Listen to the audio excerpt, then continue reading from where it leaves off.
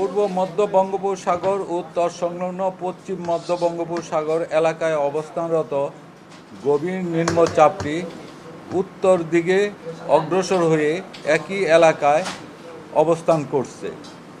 এটি আজ 25 মে 2024 দুপুর 12টায় চট্টগ্রাম সমুদ্র বন্দর থেকে 500 কিলোমিটার দক্ষিণ পশ্চিমে, কক্সবাজার সমুদ্র বন্দর থেকে 435 কিলোমিটার দক্ষিণ পশ্চিমে, মংলা সমুদ্র বন্দর থেকে 475 কিলোমিটার দক্ষিণে এবং পায়রা সমুদ্র বন্দর থেকে 425 কিলোমিটার দক্ষিণে অবস্থান করছিল।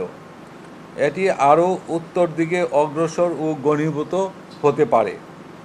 গভীর নিম্নচাপের প্রভাবে উত্তর বঙ্গোপসাগর এলাকায় গভীর সঞ্চালনশীল মেঘমালার সৃষ্টি অব্যাহত রয়েছে। এর প্রভাবে উত্তর বঙ্গোপসাগর ও তৎসংলগ্ন বাংলাদেশের উপকূলীয় এলাকা এবং সমুদ্র বন্দরসমূহের ওপর দিয়ে ঝোড়ো হাওয়া বয়ে যেতে পারে।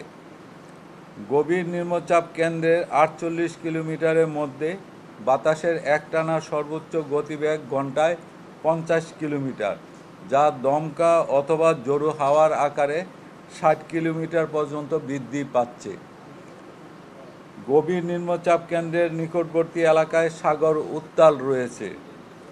চট্টগ্রাম, কক্সবাজার, মংলা এবং পায়রা সমুদ্র বন্দর সমূহকে 1 নম্বর দূরবর্তী সতর্ক সংকেত নামিয়ে, আমি আবার বলছি, চট্টগ্রাম, কক্সবাজার, মংলা এবং পায়রা সমুদ্র বন্দর সমূহকে 1 নম্বর দূরবর্তী সংকেত নামিয়ে তার পরিবর্তে 3 নম্বর স্থানীয় সতর্ক সংকেত, আমি আবার বলছি 3 নম্বর স্থানীয় সতর্ক সংকেত দেখিয়ে যেতে বলা হয়েছে।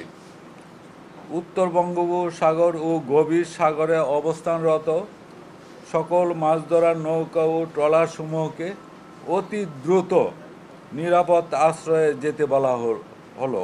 এটা উত্তর দিকে অগ্রসর হতে পারে এবং এটি আরও ঘনীভূত হতে পারে। তার অর্থ হলো গভীর নিম্নচাপ থেকে ঘনীভূত হয়ে পরবর্তী স্টেজ যেটা আসবে সেটাই হলো ঘূর্ণিঝড়।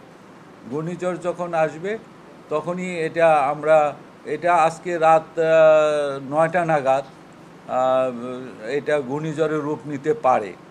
তবে এটা যখন ঘূর্ণিঝড়ের রূপ নিবে তখনই আমরা এই সিগন্যাল তখন প্রতিটা বন্দরে, এটা এখন উত্তর বঙ্গোপসাগরে চলে আসছে 18.2 ডিগ্রি উত্তর অক্ষাংশ, তার মানে 18 ক্রস করলেই উত্তর বঙ্গোপসাগর। এই জন্য আমরা এখানে 3 নম্বর স্থানীয় সতর্ক সংকেত দেখে যেতে বলা হয়েছে। এই সংকেত 1 নম্বর থেকে আমরা 3 নম্বরে চলে আসছি। রাত 9টায় এটা ঘূর্ণিঝড়ের রূপ নেওয়ার একটা মানে সিগনেচার বা সম্ভাবনা আমরা এখানে পাচ্ছি।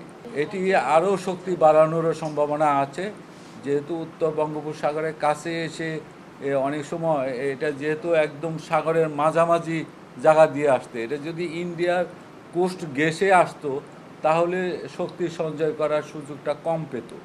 আর যেহেতু এটা সাগরের একদম মধ্যভাগ দিয়ে আসতেছে, সুতরাং এটার ডানে বামে চতুর্দিকেই শক্তি সঞ্চয় করার জন্য যে পরিবেশ সেটা এখানে রয়েছে। সুতরাং আরও শক্তি সঞ্চয় করে এটা মানে আপনার সিভিয়ার সাইক্লোনও হওয়ার সম্ভাবনা আছে এবং সেটি আগামীকাল সকাল নাগাদ হতে পারে।